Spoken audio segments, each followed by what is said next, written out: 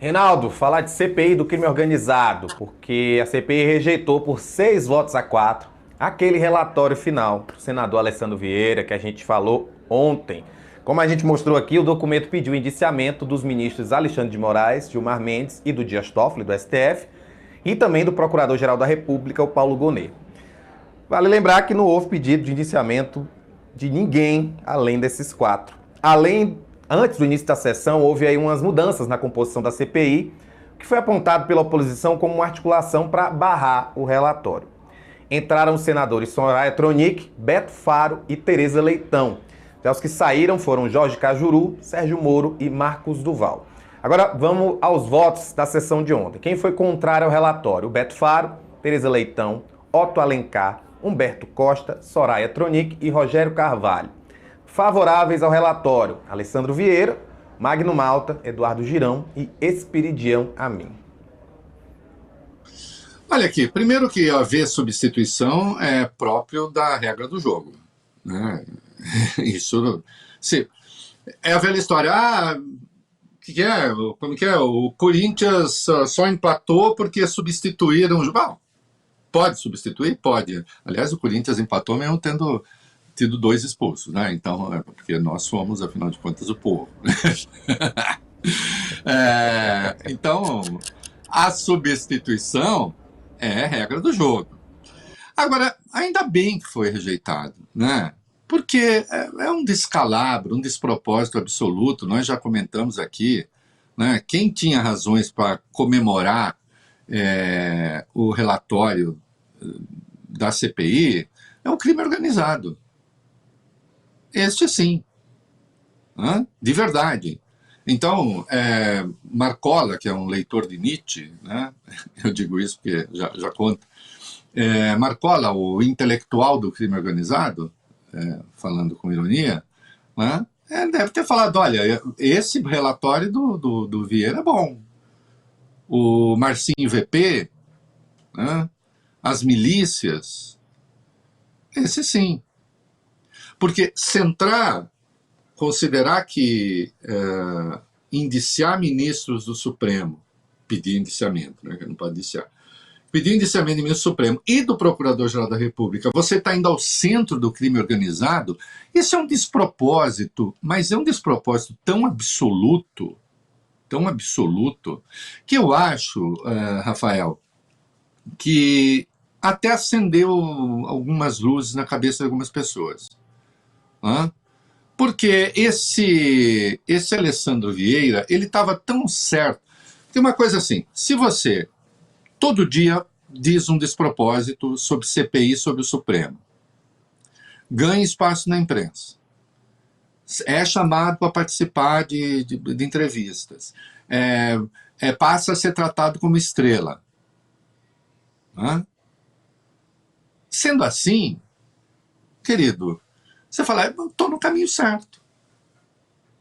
E vai estufando o peito. Eu até comparei no artigo que eu escrevi no Metrópolis com uma personagem do Shakespeare, da peça Noite de Reis, né? o Malvolio, que é um mordomo, né?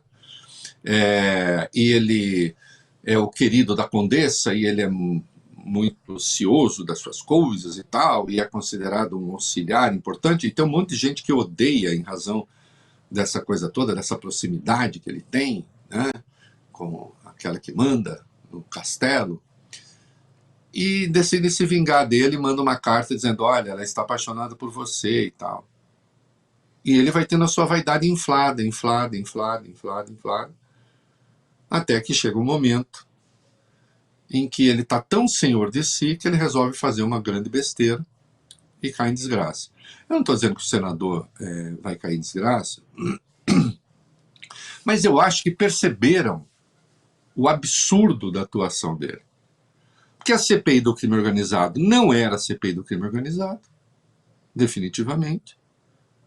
Virou, eu te diria, nem uma CPI do Master, que ela já não era. Virou uma CPI do Supremo. E ele voltou à sua ideia fixa, né?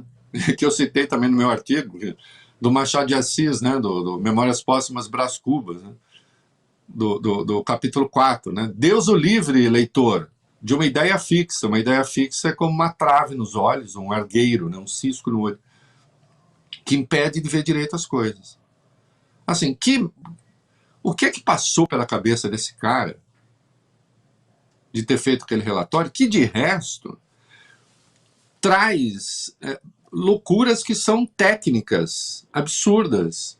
Então ele acusa os 3 ministros e o procurador de crime de responsabilidade e pede indiciamento por crime de responsabilidade. Como lembrou o ministro Gilmar Mendes, se é crime de responsabilidade, ele é em 1079. A CPI tem um objeto. O objeto da CPI era o crime organizado. Ele mudou o objeto. Isso é constitucionalmente regulado, artigo 58. Você não pode fazer de uma CPI o que você bem entende. E virou um troço de vingança, que é o que ele tinha desde sempre. Ele queria fazer a CPI da Lava Toga lá em 2019. Bolsonarista que era, inclusive. Depois rompeu, me arrependi, sei lá o quê. Então, a rejeição, insisto, a substituição é próprio do jogo. Queriam o quê? Que se aprovasse aquele descalabro. Ele não fez isso para avançar no combate ao crime organizado. Ele fez isso para criar um fato político. Esse é o ponto. Né? Criou, mas não acho que tenha criado um bom fato político, nem para ele, nem para a CPI. E aí até no Supremo algumas pessoas passaram a entender algumas coisas. Né? Quem sabe Fachin, por exemplo. Né? Pois é, Reinaldo. Ontem a gente já tinha visto que o Flávio Dino se manifestou, depois o ministro Gilmar Mendes se manifestou, e numa nota divulgada ontem, quem se manifestou foi o presidente do STF, o Edson Fachin. E ele repudiou a proposta do relator da CPI do crime organizado, Alessandro Vieira, de indiciar os ministros Moraes, Mendes e Dias Toffoli. O comunicado diz o seguinte, a presidência do Supremo Tribunal Federal repudia de forma enfática a indevida inclusão e o alegado envolvimento dos ministros Alexandre de Moraes, Dias Toffoli e Gilmar Mendes, indevidamente mencionados no relatório da Comissão Parlamentar de Inquérito sobre o Crime Organizado no Senado Federal. A presidência reconhece que é uma garantia fundamental na democracia o exercício das comissões parlamentares de inquérito, nos limites constitucionais e circunscritas à pertinência temática que deu ensejo na sua criação como instrumento de fiscalização e controle pelo Poder Legislativo e da sociedade. Desvio de finalidade temática dessas comissões, todavia, enfraquecem os pilares democráticos e ameaçam os direitos fundamentais de qualquer cidadão. Ninguém está acima da lei e os direitos fundamentais prescritos na Constituição devem ser integralmente observados. A independência do Poder Legislativo deve ser preservada na apuração de fatos, sempre com responsabilidade e pertinência. Este tribunal está ciente de que cabe a todos respeitar a independência e a autonomia dos poderes da República, como é de secular tradição de nossas instituições. O Supremo Tribunal Federal reafirma que seguirá firme na sua missão de guardar a Constituição e proteger as liberdades democráticas, e a presidência se solidariza, por isso, com os colegas ministros mencionados no relatório da Comissão Parlamentar de Inquérito sobre o Crime Organizado. Reinaldo, você acha que Fachin foi incisivo o suficiente nessa nota divulgada ontem? A nota foi incisiva o suficiente. A questão é saber se o próprio Fachin agora vai cair a ficha do Fachin. Eu não estou dizendo que o Supremo não deva passar por correções disso, daquilo, enfim, que se veja. Agora, o Fachin o tempo todo fica fazendo essa coisa desse tal código de ética, né? Como se os ministros não tivessem regulação nenhuma e eles têm.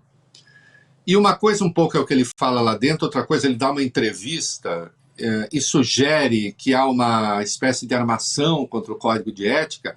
Ele está vendo o seguinte, ele é presidente do poder, ele é presidente do Supremo, lhe cabe agir em defesa das prerrogativas desse tribunal e deixar que as coisas fluam fora dele e que as evidências apareçam.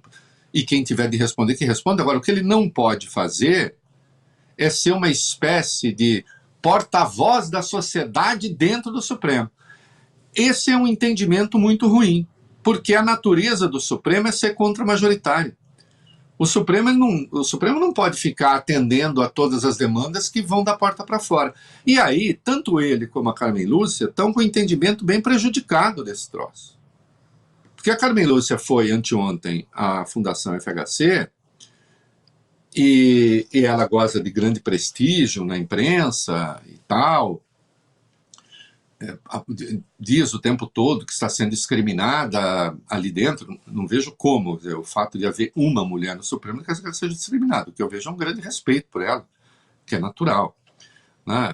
Agora, ela falou uma frase ali que traduz um péssimo entendimento com a devida vênia. Ela está lá há muitos anos, mas um péssimo entendimento sobre o Supremo e sobre ser ministro do Supremo.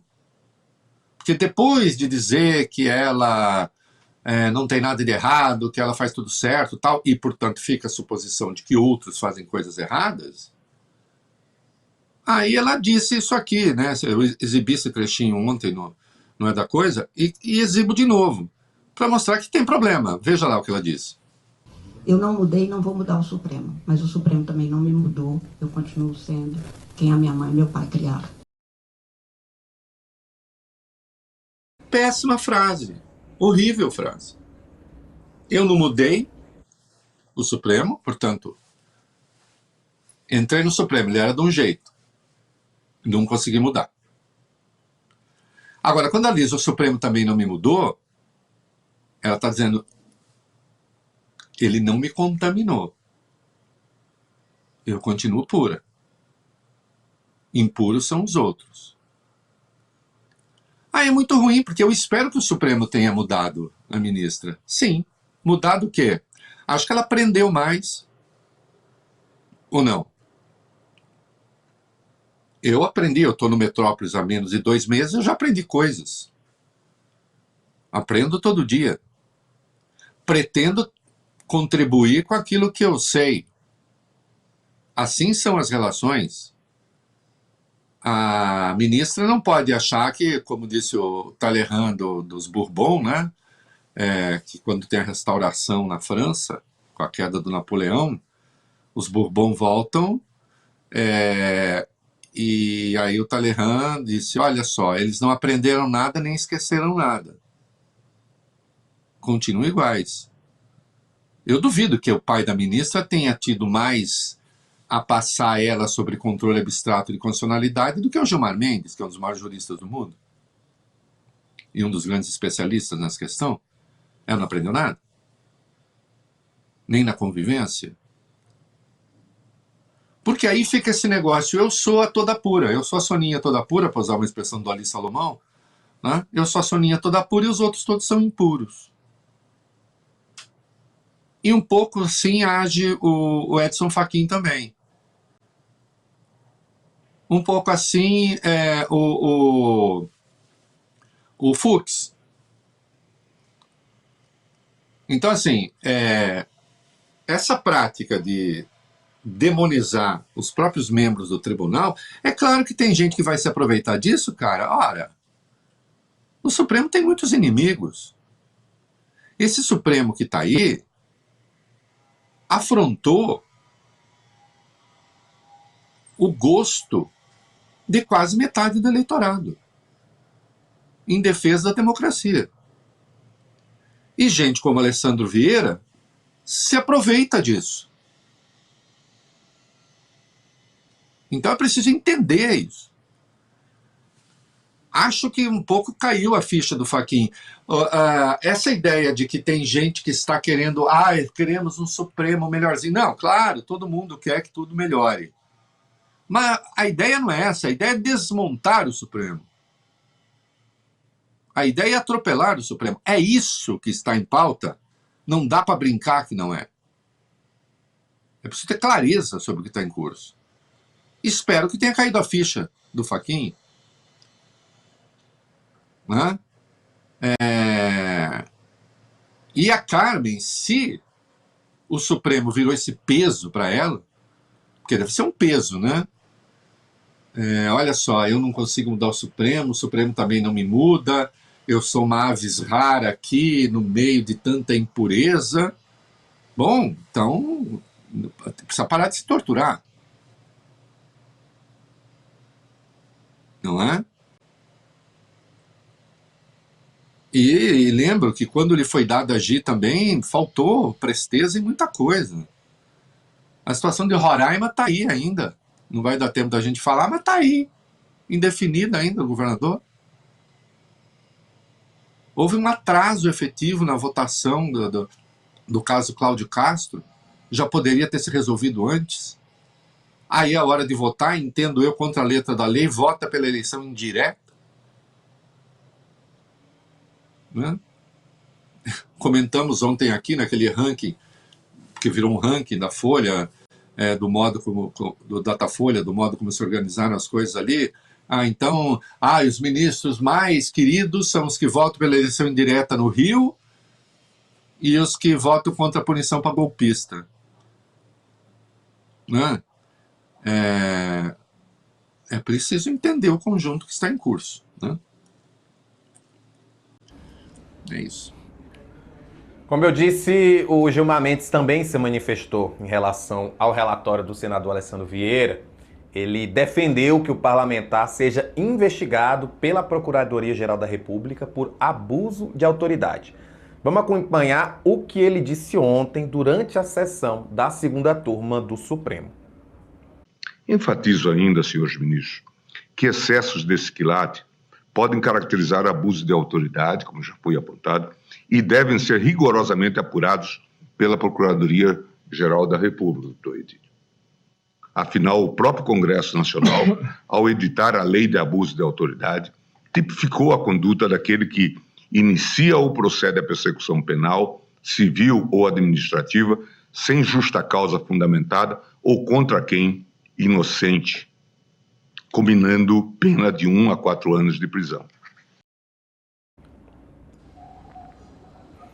Em outro momento, o Gilmar disse que não tem medo de fantasmas, depois de citar o uso de técnicas de exposição midiática e emparedamento contra o judiciário. Vamos assistir também.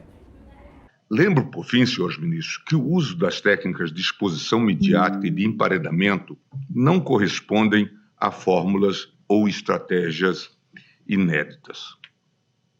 E aqui um dado muito importante. Cada qual reage de alguma forma a esse tipo de contingência. Alguns enfrentam. Eu, como sabem, adoro ser desafiado. Mas no meu Mato Grosso, as pessoas dizem: não me convide para dançar, porque eu posso aceitar. Adoro ser desafiado. Me divirto com isso. Mas outros se acoelham. Tem medo. E a assombração, também dizemos no interior, aparece para quem acredita nisso. Então é preciso que a gente esteja atento, inclusive para dizer para aqueles que têm medo de assombração que eles não existem, que são fantasmas, que não amedrontam, que são fantoches. Bom, eu não esperava outra reação do decano do Supremo, né? E eu quero dizer que eu também não acredito em fantasma. Né? Como um bom católico, as almas do outro mundo, entendo eu, não vêm se comunicar assim, desse modo. Né? Não fosse as baratas, dormiria até em cemitério, risco de assalto, eventualmente, se um dia precisar. Né? Não acho que ninguém venha te cutucar. Né? Agora, é preciso deixar claro que, enquanto puder resistir, o Supremo vai resistir na defesa das suas prerrogativas. Porque uma coisa é certa: se o Supremo precisa fazer correções, e eu acho que pode e deve fazer naquilo que for necessário, é preciso que se faça eu estabeleci hoje de manhã num comentário a devida distinção entre aquilo que é a moralidade e aquilo que é o moralismo destrutivo, né? São coisas diferentes. A moralidade, ela é necessariamente legalista. O moralismo, ele é ilegalista. A moralidade se orienta por regras. O moralismo é pela ocasião. Quem é o nosso alvo hoje? Precisamos, porque o Brasil, mar de lama e não sei o quê. A moralidade busca limites. O moralismo não tem limites. Isso que se fez na CPI. Reconheceu-se algum limite legal ali? A moralidade é institucionalista, necessariamente. Então, assim, temos de fazer mudanças importantes, vamos lá, vamos discutir as mudanças. O moralismo, se tiver que corroer, que destruir as instituições, destrói. Entende? A moralidade tempera a convicção com a responsabilidade. O moralismo, ele é necessariamente irresponsável nos ataques que faz, né? Tem um filme, vou escrever, já estou com o texto meio escrito aqui. Veja só, tem o filme 12 Homens e uma Sentença, que é o 8º jurado, né? Ele tem dúvida se o acusado é culpado ou não. Porque ele é um jurado mesmo. Os outros entraram ali para condenar. A democracia enseja a dúvida. A moralidade processa, julga, né? O moralismo lincha. E o que está em curso é um processo de linchamento do Supremo. E com o linchamento do Supremo, muita coisa vai água abaixo.